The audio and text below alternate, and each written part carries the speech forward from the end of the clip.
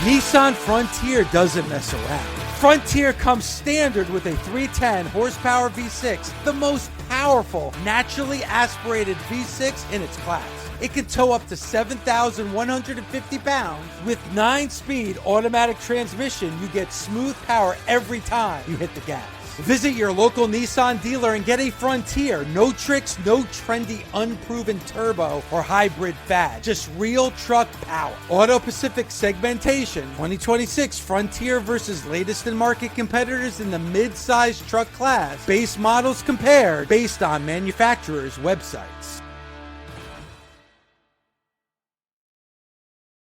Hosting Busted Open, I get to talk to pro wrestlers every day, and they're always telling me the importance of protein. Lando Frost Premium Lunch Meat is the smart choice for families. Packed with 8+ grams of protein per serving to help you power through the day. No artificial flavors or byproducts. It's a great value for the generous portion size. Mix it up with delicious flavors like hot honey chicken, black forest ham, and honey smoked turkey. Shop Lando Frost Premium Lunch Meat at your favorite local grocery store.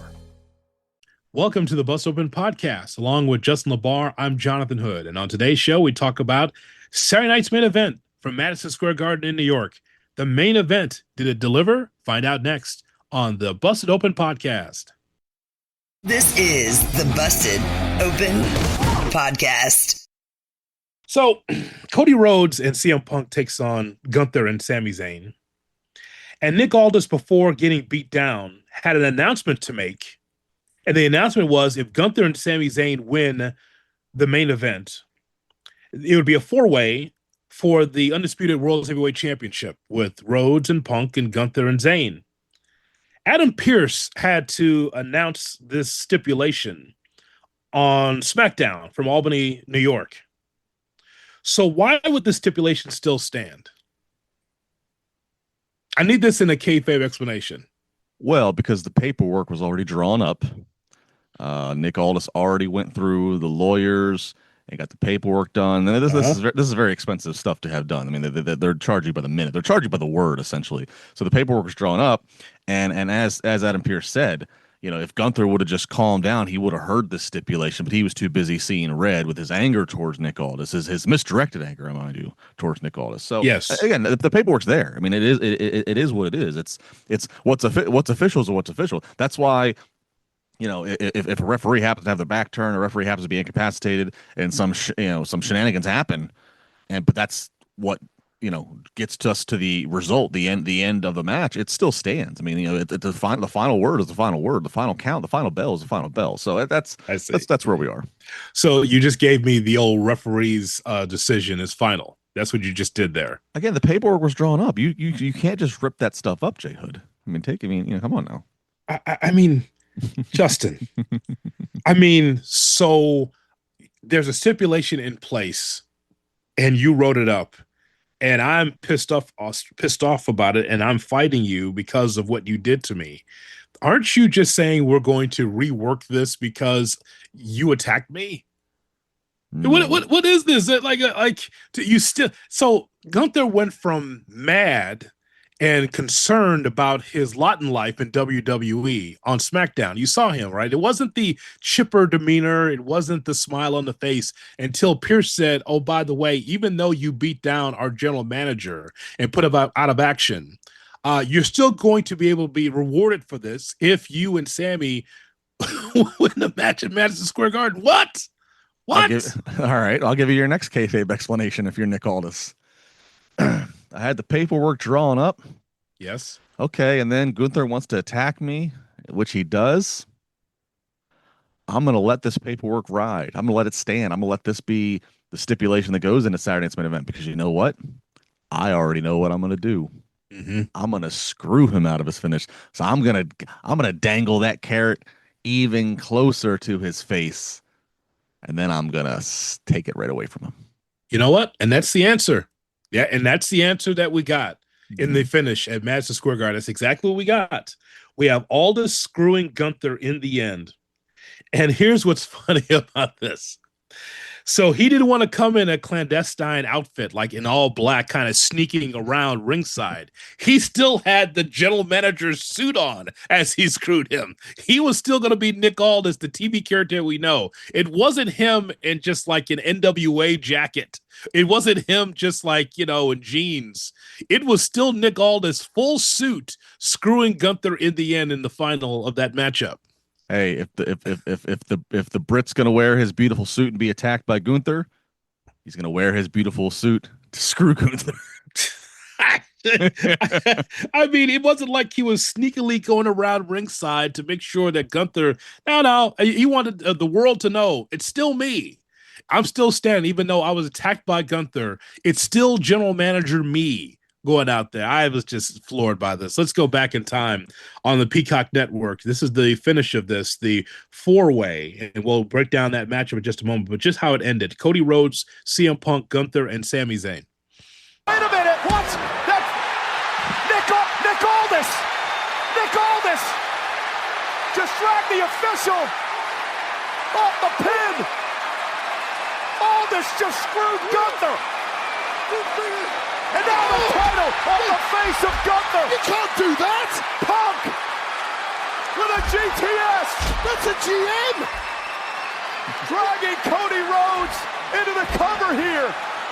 And now... What is Nick doing? Aldis just threw the official Robinson back into the ring! Punk and Cody make sure it'll be one-on-one at SummerSlam! Wade Barrett, apoplectic. On the mic. It's like, it's a GM. He can't believe a general manager can have such physicality and involve himself in the matchup. But that's exactly how we got the send-off for the four-way last night.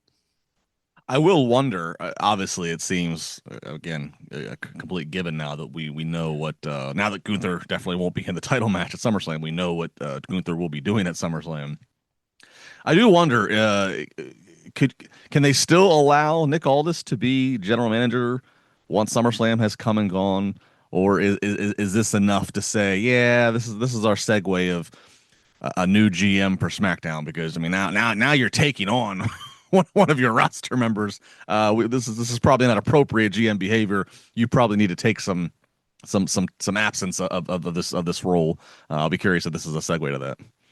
I don't know. I feel like he could have his matchup against Gunther and then lose a match against Gunther and then a couple of weeks off and then all of a sudden just kind of right back in there, just like it didn't happen. Just like, a little Men in Black Jedi mind trick kind of scenario, and he's right back in there. There's a way to do it. I just love him in that role. Obviously, you and I have those fond memories of Nick Aldis as NWA champion and just being a quality wrestler when he was, but he has been away for a while. This is a great one-off for him, but I like to see him back in that GM role. But I mean, selfishly, this is great. He's going to be back in the ring. And, we talked last week on whether or not Nick Aldis would wrestle like a GM or wrestle like a wrestler. And I think we both were on the same accord that he's going to wrestle like a wrestler. Like, I'm not saying 10 pounds of gold Aldis, but I think it's going to be enough where it's like it's going to be a respectable match, a grudge match between the two, because this has to get settled. Yeah, I mean, another week of seeing what is, again, ultimately going to be the build to a match.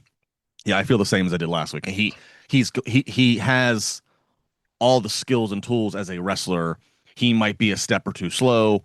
Commentary can talk about ring rust and all that coming back to you, but again, it is not going to be a case of where Nick Aldis is training with Cody Rhodes and all of a sudden Nick Aldis knows how to do a headlock and oh my God, where did he learn that? No. This is not going to be the case. Nick Aldis is gonna he'll be just fine for himself, and then who knows? I mean, maybe I mean he's gonna he obviously physically he still looks great. Again, how he's going to present himself, I think, is equally fascinating to me. Like, is he just wearing sweats and a WWE gym T-shirt? I mean, is he in his actual ring gear? Like, I'll be very interested in what the presentation of General Manager Nick Aldis is. There's something to be said about having four veterans in the ring in this matchup here with Cody and Punk and Gunther and Sami Zayn, because they can work out their own match. I'm sure they had an agent. I'm sure maybe Triple H put his beak in there as well, just to find out what the main event was going to be like, just to find out, okay, are we doing this? I applaud WWE for not going back to the typical Vince McMahon well. You could just tell it's a new day. The old Vince well would have been, can they coexist? God damn. Like that. And they even made fun of that. Yes. On the mic. Yes. Right before the match. They're right there in Gorilla, just like, I know you're wondering, can we coexist? And so that's just kind of a shot of the past. But if this is under Vince, we're back to Hulk Hogan Ultimate Warrior. We're back to Hogan Savage pushing one another, problems in the ring. We got none of that in the body of the match. I'm so happy that we didn't get that. We got actually a faster paced match than I expected. That's one. But number two, thank God, Justin, we didn't have this marred up with slowing the match down because you don't know if Cody and Punk can get along. You don't know if Sammy and Gunther can get along. We just had a really solid match, which was really cool. Thank you for turning the page on that era of, can they coexist? Oh, I don't know. This is wild. It was just a really, really well-paced match. Yeah, I agree. It's refreshing. The pace was faster than I anticipated it being. The commentary even again noted that at one point about how quick this was going and how they were moving. From a logic standpoint, Cody and CM Punk, it had they done that old trope of there was one spot where I think there was one spot towards the back end of the match, right? I think Cody came to the apron and Punk got shot off and he hit it like okay, fine, yeah, it's fine to have a misdirection, but like it was a double team that got messed up between the two. There was a 2-on-1 situation. Right. One came off the ropes and hit the other. Yeah, correct, and that's fine. Okay, have one because that happens in a tag match any which way, where sometimes a partner gets So that's part of just the science and the psychology that can be when you have a tag match.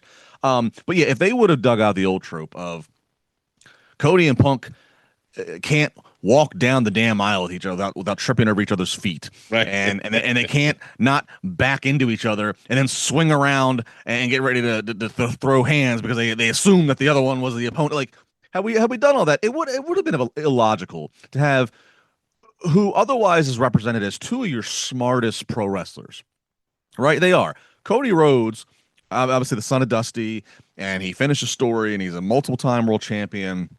And he's, I mean, God, this guy overcame the final boss at one point. Like Cody is not presented as a dumb wrestler. CM Punk, you can argue, is the ultimate mind, the ultimate smart guy, the guy that went away and came back and is like, they're not dumb wrestlers. So it would be illogical to try to then all of a sudden present them as too stupid to realize, hey, we need to work together. Otherwise, our title match is going to become way harder on both of us at SummerSlam. That's it. That's as basic as it is.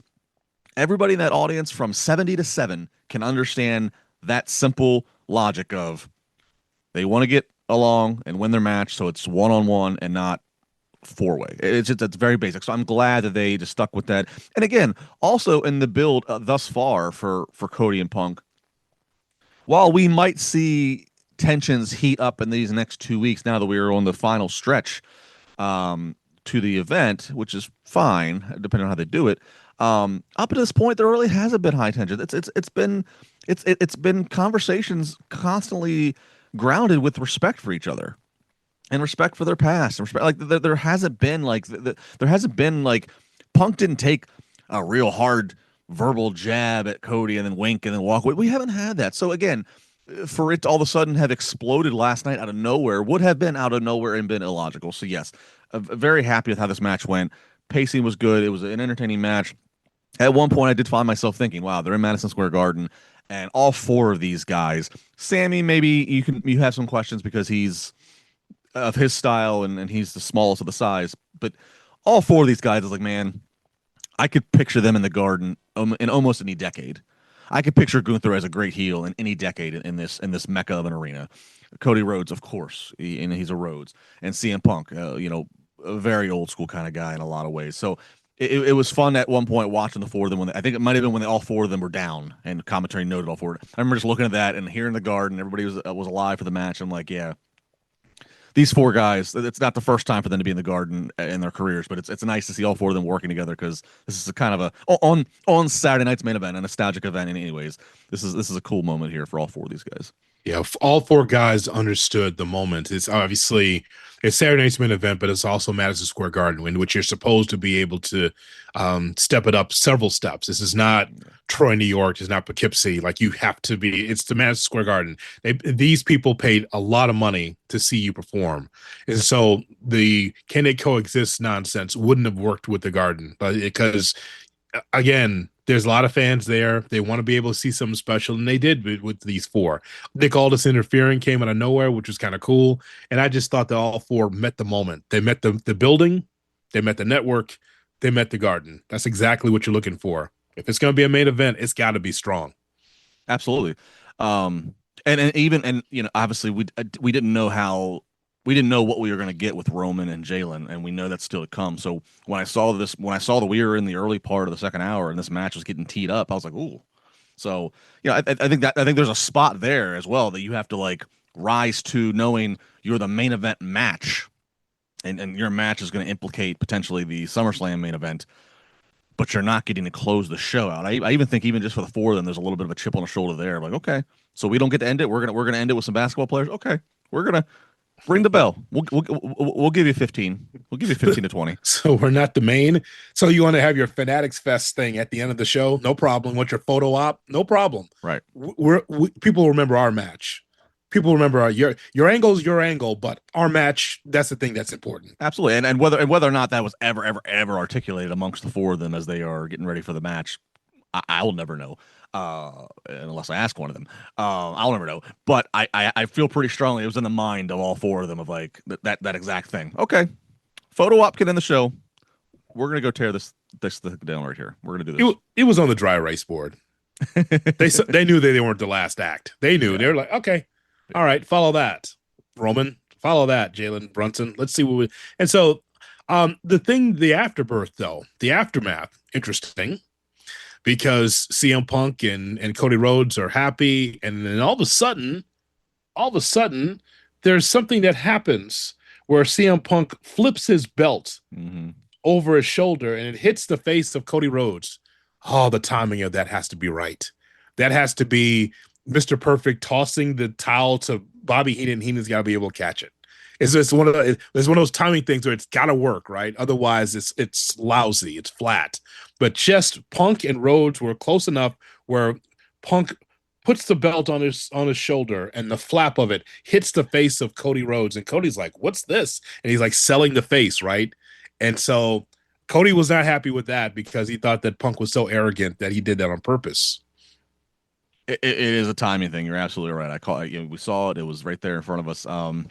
Yeah, and again, we're on the final track here of building, final bit of road here to build. So those kind of things would be fitting. As I said, up to this point, they've been very respectful and cordial. So, to do a hard left turn and all of a sudden start screaming at each other would be a little whoa. But little things like, all right, thank you, partner. We did our job tonight. We successfully won our match. We fended off having to have two more opponents. All right, let me grab. Oh, that's right. I have this heavy thing. It's called the WWE Championship. Let me get that on my shoulder. Oh, watch yourself. You're in the way here. I'm trying to carry my belt here, boy. That's exactly the kind of tone and exactly the kind of pace you need. Just a little bit of room here. I gotta carry this title here. I'm the champ. Remember, I'm the champ. You're not. I am. You got a little too close to me, pal. Sorry about that. Now Cody was not happy about this after the matchup. So this was exclusive on WWE's X account. This was not on Peacock. This was on Twitter. So Cody Rhodes is confronting CM Punk. Punk was supposed to have a one-on-one interview backstage, and all of a sudden Cody Rhodes intervened. Oh my. That wasn't supposed to be on camera, as both guys are trying to shoo the cameraman away like this was not supposed to be filmed, and it was filmed. It was supposed to be just a set-up interview one-on-one with Punk, and then Rhodes comes over and is not happy with Punk, saying that Punk gets emotional out there, which is kind of funny because Punk doesn't. Actually doesn't get emotional, but apparently Rhodes accused him of being emotional, and so they had a back and forth there, as we just heard. I'll say this too. This is a broad statement, and I could have said this after we saw the Sami Zayn video on X after he lost to Punk in Chicago when Punk walked right in and took the title. I do appreciate, and again, this is in the Triple H era. This is a non-Vince thing. I do appreciate that. Obviously, they're not going to drop all kinds of curse words on their main part of the program, on Raw, SmackDown, etc. But I do appreciate that. Like, okay, this is going to social media, this is going to Twitter only.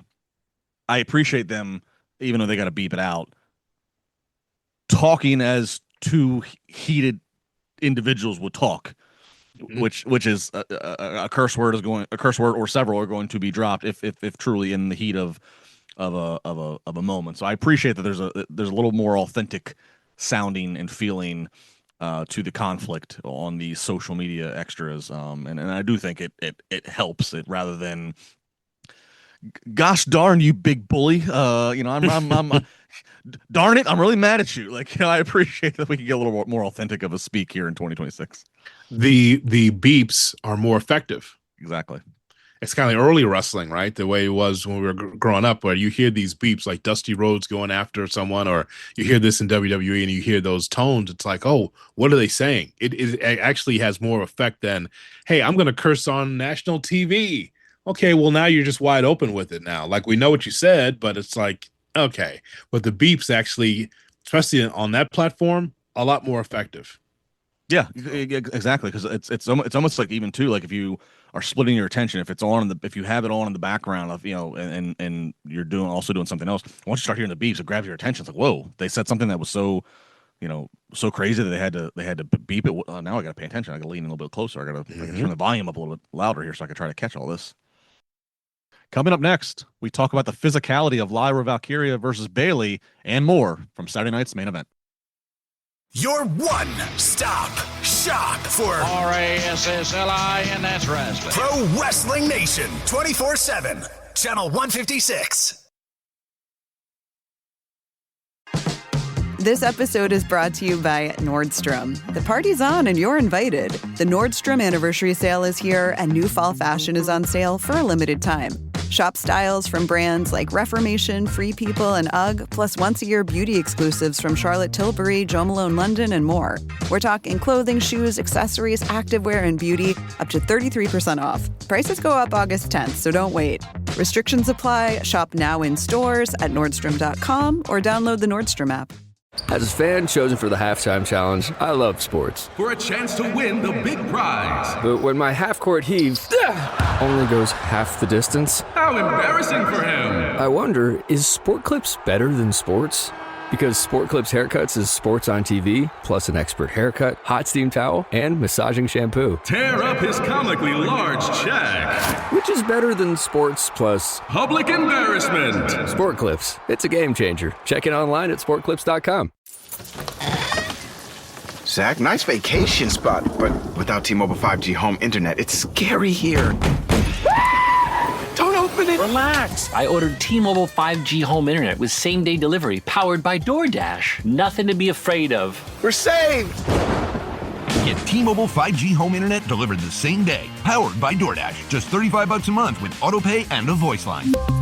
Plus taxes and fees. Same-day delivery for most internet-eligible customers. See if it's an option during checkout. Nissan Frontier doesn't mess around. Frontier comes standard with a 310 horsepower V6, the most powerful, naturally aspirated V6 in its class. It can tow up to 7,150 pounds. With 9-speed automatic transmission, you get smooth power every time you hit the gas. Visit your local Nissan dealer and get a Frontier. No tricks, no trendy, unproven turbo or hybrid fad. Just real truck power. Auto Pacific segmentation. 2026 Frontier versus latest in market competitors in the mid-size truck class. Base models compared based on manufacturers' websites. You get the store clerk's attention and point to your favorite lottery scratcher. 3. You prepare your lucky quarter. 2. And work that popcorn shell out of your tooth. 1. Quarter beat scratcher and scratch away with the Illinois Lottery. Be smart, play smart. Must be 18 years or older to play. The Summer of Audi sales event is here. The finesse, precision, and the power.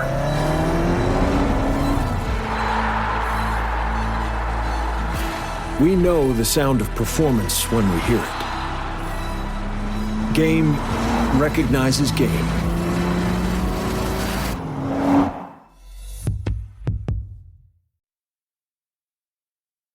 The final bell with Lyra against Bailey. Let me just tell you something, Justin. In wrestling, sometimes there's beauty in the struggle. And between these two, you just know it's a grudge match. Lyra obviously is a heel, and she looks a little disheveled, and she's kind of gone off the deep end after going 0 for 5 trying to win the tag team championships with Bailey. We kind of saw this coming, but it just kind of happened out of nowhere where Lyra snapped. And it's funny because Bailey, if I'm not mistaken, also snapped at one point in her career, and now she snapped back to the Bailey that we know, and now Lyra is this person. But I really believe in this matchup, there's beauty in the struggle, as Wade Barrett called it, a grisly match between the two, where Lyra's nose is busted. Don't know if it's broken, but just the blood flowing from the nose, and it just actually made the match even better. It really did. It's going into this, as you noted, Lyra's kind of going off the deep end. She's altering her appearance. She looks real disheveled. She's not, I don't know if it's makeup or the way she's wearing her hair or everything. She's not her bright, usually bubbly, positive self. She looks just completely like she hasn't slept in a week and she's just tormented here. And so going into this, the dynamic, blood would be the perfect kind of accessory for this match, and we got it. And it was not manipulated in any way. It was done, as they would say, the hard way, and they showed the replay to prove it. Bailey just takes a fist right to Lyra's nose. Cleaver. I mean, it is just gushing blood.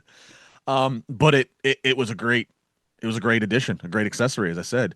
Red equals green here. This added to it. It looked good. It felt good.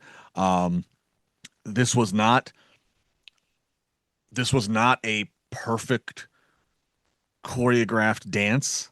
You said it. This had a struggle. This had some real grit to it. It was exactly what this match needed to be. Dare I say, it was the surprise of the night.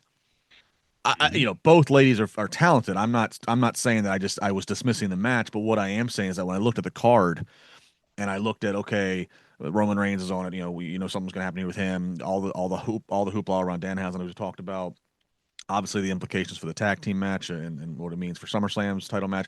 I'm looking at this, I'm like, all right, there's a feud here, there's a story here between these two ladies, but let's see what they give us. And this just exceeded my expectations. And again, the blood certainly helped, just because it just gave that illustration of, wow, they are really going at it. There's some issues here at the root of this. So very good job. I don't know about you, J Hood. This felt like this was the end of the feud. It felt like Lyra finally, she has some closure. This felt like an end of a certain era for Bailey. This felt, I don't know, this match had something to it where it was like, this feels important. This feels like we're not just going to wake up on Monday and go to Raw and okay, and then from there. This felt like this had some real significance in some way, whether there's a reset or repackaging or something, but I don't know. This had a certain punctuation of a feeling to it. You think Triple H has had enough of Bailey because she couldn't lock in that bank statement? She couldn't do it well. She didn't get that spring off the rope. Maybe he's like, yeah, you can't do it like Sasha. Get out. You did see that spot, right? She's trying to do the bank statement, trying to get that spring off the ropes. She just couldn't quite lock it in the way she wanted to from that spring off the ropes. But I saw that. Did you see? I don't think you and I didn't. I don't even think I texted you about this. Did you see a couple weeks ago when old Sasha Banks or Mercedes Moné, when she did a little teasing on her, I think it was an Instagram story, and she showed a graphic of her versus, and it was Bailey, but it was listed Bailey as the ring name she used on the Indies. I think Davina Rose, if I'm off the top of my head. But it was an AEW doctored poster, and that got a lot of people. Okay, we know that they are best friends in real life. Why would she post this? And then you get kind of this story here where you just see Bayley in a match. It felt like a punctuation. It felt like the end of a sentence here. It felt like the end of a chapter. So I'm just saying, I don't know. I don't know. I have no idea what Bayley's situation is, but it had a feeling to it when the match was over. I was like, this feels like this is significant. This is not just another match. No, and I don't know if it was supposed to be that way. Here's what I liked about the match. What I liked about the match, Justin, is that, and we just don't get enough of this in wrestling. If you and I have a problem, we were once tag team champions, or we were both tag team partners, whatever, and we just continue to underachieve. And I turn on you, and it's physical. It's not just verbal, it's physical. And it culminates into a match. Well, damn it, you and I should be going after it. It should feel like a grudge match. Sometimes it's like, when two people don't like each other, one runs away and the other one's got to chase them around the ring and that kind of thing. And to me, it should look like this. I'm not saying that you have to call for blood every time because it just happened to just happened. But I'm just saying that sometimes these grudge matches don't feel like grudge matches. They just feel like any other match. And I say that when you have a problem, a real issue, because what does Jerry Jarrett tell you about real issues draws money? It should feel like a grudge match, like we don't like each other. Like not just a match, but it should kind of look like this, where it's not the ice capades, where it's not smooth, where it's kind of like, you know what, I'm bouncing you into the ropes and we're getting after it, where it kind of looks like a quasi shoot. And that's what a grudge match should look like if we don't like each other. Absolutely agree. And I tweeted something about this. I don't know if they at all communicated this prior to the match, saying, hey, at one point I'm gonna lay one into you to try to draw a blood. I don't know if that was communicated or if it literally was just if it was just a strike that just happened to tag her. But yeah, that moment of Lyra being like coming out of the ring, laying on the apron, and Bayley just swats down with her fist at her face. Again, I don't know if it was intentional to like, hey, let's get some blood going, or if it was just, again, she was trying to just throw a strike and it just happened to be, this happens. It's just one that happened to errantly miss and tag her in the nose. But it felt like a real moment. It fit the moment. It felt appropriate. It's like, yeah, these two don't like each other. They're at a problem. Like, Bayley saw an open face, an open shot. She took her swing. Like it just felt appropriate. Yes, it had a Randy Orton, Brock Lesnar type feel. It did, and it did the hard way. Yeah, like again, and that's. I mean, I know that's not unheard of. I know that, like, obviously, sometimes guys or girls, if they know that, damn, we can't get caught on camera by the bosses, we can't get caught blading or doing anything like that. No tricks like that. But you can't get mad. You can't find somebody if they are bleeding legitimately. And so, again, whether that's the approach they took of, okay, we're going to get some color the old fashioned way, I don't know, but it fit. This match was, again, the most surprising in a positive way for me of the night, and did something for Lyra. Yes, it did something for Lyra, and needed too. I mean, she's got the accolade. She's the first women's IC champ, and they had a little bit of buzz behind her, but that's kind of that tapered off. But this they need to capitalize on this. I'm not saying she needs to all of a sudden be, Shayna Baszler MMA kind of shoot fight gimmick. I'm not suggesting that, but there was something with this unhinged Lyra, and then the blood and the way all this executed anyway. Anyways, they need to take advantage of what they have with it. They have a heel in her that we weren't expecting. We thought that she was going to be, again, positive, happy, woo in the entrance and babyface. Yeah. We might have some heel to work with here in Lyra. What's so great about this is that after her nose is bloody, she doesn't take a step back. She charges forward. Yes. She's actually more aggressive. Yes. And that's the way it's supposed to be. When you see your own blood, you're supposed to freak out. Like, okay, you busted me open. Okay, so I'm moving forward and charging after you. I might lose, but if you notice, there was actually more aggression from Lyra, knowing that, wait, my nose is broken. You did this to me. Okay. So now Bailey, she's not on the back pedal either, but I just noticed that Lyra in the match got better after the blood occurred. Yeah. And to that point, I'll drill down even further. This might be in the same sequence of what you're talking about. It's like she saw red and she acted accordingly. So she starts bleeding. The referee goes and they're at the right there where the aisleway and the ringside area meet. And the ref, I think, is trying to give her a towel, and the ref's trying to tell Bailey to stay away, and the ref's trying to assess the situation for safety as they're instructed to do. And it was great. At one point, Lyra just pushes the ref aside because she sees Bailey and she just charges Bailey. And it was like, that's great. Because especially if that moment was not planned, especially if there was no plan to get some color the hard way, especially if that was truly an accident that just happened in real time seconds earlier, you could see maybe Lyra potentially, being stunned by it. They're trying to get under control. I mean, because that blood was flowing. Yeah. She said, "The hell with that." She captured the moment and said, "I'm charging the bitch that just did this to me," and went right after her. It was great. It was a great moment. I know that you can't even move a chair in New York because of the union. Can you get the mop out there a little quicker? You saw the puddles of blood out there. Holy AEW. You saw the puddles of blood out there on the mat outside. You saw that, right? Like afterwards. I mean, they're on the outside twice and the blood was still there. I was like, anybody got a mop? Get this up for God's sakes. So, if you notice on the ring, they've done this before. Again, another TKO money grab. Mm-hmm.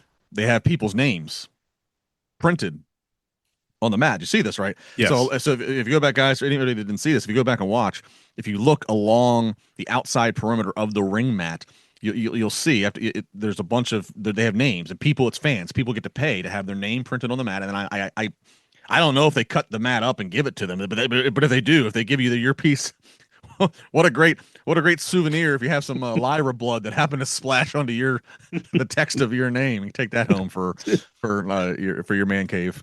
Mom, mine's got blood on it. Oh my God. So that I just thought that was great. Listen, now see, this makes me want more.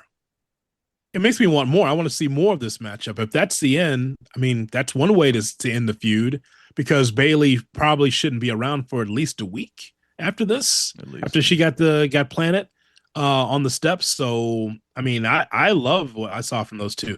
I was watching the matchup. I was watching Lyra, and I couldn't help but to think to myself, somewhere Nikki Cross is at home saying, I could have done this. I wore this stinky dress and looked disheveled, and my face looked like this for months in this company. I could have done that. Yeah. I could have been Lyra. I could have been cast as Lyra, right? Yeah. Forgot to mention on this day when they had their first Raw back in front of the audience, I forgot all about this as I was reading the rundown of what was on that Raw in July of 2021. Nikki ASH. Remember that? Nikki ASH, yes. Almost a superhero. Yeah. I just shook my head. I'm like, oh, things I try to forget. Yes, I do recall that. ASH, yes. Cat Damasco and everything else, right? Yes. Yeah, just we're talking about those were around the same time as Dewdrop. Remember that? Yes. We'll call her Dewdrop because she looks like a dewdrop. Jesus. Put her in green. She'll look like a Mountain Dew can. I just took a dewdrop. See? Great creative. Some people want Vince back. Okay. 877-344-4893. 877-344-4893 is our phone. We're talking to you about Saturday night's main event. Also, just want to point out the end of Saturday night's main event with the Roman Reigns, Jalen Brunson segment. Okay. So Jalen Brunson gets a WrestleMania walkout. My God, fanatics. Just an amazing job by them in WWE, just putting all this out there because they want to promote. It's a big weekend for fanatics in WWE. Brunson gets this long walkout, and if you're not an NBA fan, you're lost. You have no idea why Jalen Brunson or why Cat's important, why the Knicks are important. But the story is that the Knicks have not won the championship since 1973. And Jalen Brunson was awesome in that series to be able to win against the San Antonio Spurs. Awesome overall in the playoffs. He was the guy. And so what's interesting is that Roman Reigns is a pure babyface in all this. Like, here's the dichotomy of this, right? Danhausen is the reason why the Knicks won the championship because he lifted the curse. But Roman gets all the just desserts. He gets the main event spot. Even though Danhausen is really the face of the Knicks as far as they're struggling over a jersey in his match. But yet Roman can hold the Larry O'Brien trophy. It just shows you where the star power is now. All right, like you did the whole thing with the curse over here earlier in the night, but I hold the Larry O'Brien trophy with Mr. New York, Jalen. So there's levels to this, you see, Justin LeBar. Catch the full 3 hours of Busted Open every day of the week at 9 a.m. Eastern on Pro Wrestling Nation 24/7, channel 156. This episode is brought to you by Nordstrom. The party's on and you're invited. The Nordstrom anniversary sale is here and new fall fashion is on sale for a limited time. Shop styles from brands like Reformation, Free People, and UGG, plus once-a-year beauty exclusives from Charlotte Tilbury, Jo Malone London, and more. We're talking clothing, shoes, accessories, activewear, and beauty, up to 33% off. Prices go up August 10th, so don't wait. Restrictions apply. Shop now in stores at Nordstrom.com or download the Nordstrom app. You get the store clerk's attention and point to your favorite lottery scratcher. 3. You prepare your lucky quarter. 2. And work that popcorn shell out of your tooth. 1. Quarter beat scratcher and scratch away with the Illinois Lottery. Be smart, play smart. Must be 18 years or older to play.